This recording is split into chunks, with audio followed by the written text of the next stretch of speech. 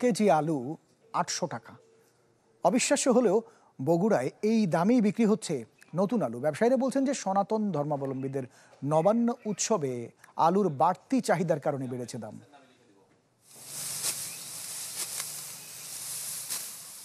আবহমান বাংলায় এখন সময় ফসল ঘরে তোলার।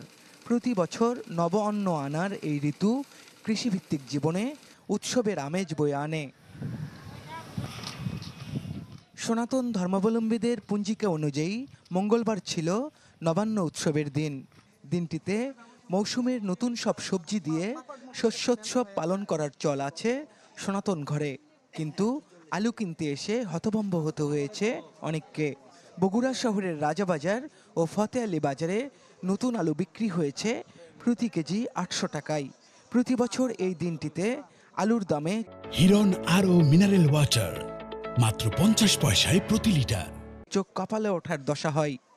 ১০০ গ্রাম কেউ ৫০ গ্রাম, যার যে দুই একটা লাগে নতুন, আবার নতুন চাল লাগে, নতুন চালেরও দাম বেশি। আমাদের নবান্ন উৎসবের জন্য আলুটা সবারই দরকার লাগে, হয়তো ওই ১ কেজি হাফ কেজি না কিনে অল্প অল্প করে কেনে। বিক্রেতারা বলছেন আমদানির তুলনায় চাহিদা বেশি থাকায় বাজারের এমন ঊর্ধ্বমুখী।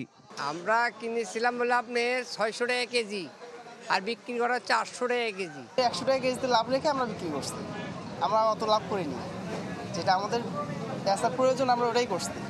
ব্যবসায়ী সমিতির নেতারা বলছেন নবান্নের এই দিনে নতুন আলুর দাম শুধু একদিনের জন্য বেশি হয়, পরে দাম স্বাভাবিক হয়ে যায়।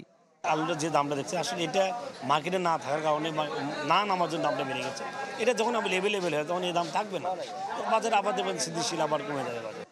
এই দিনে অন্যান্য সবজিও বেশ চড়া দামে বিক্রি হয়েছে বগুড়ার বিভিন্ন বাজারে। ফরহাদুজ্জামান শাহী, চ্যানেল 24, বগুড়া।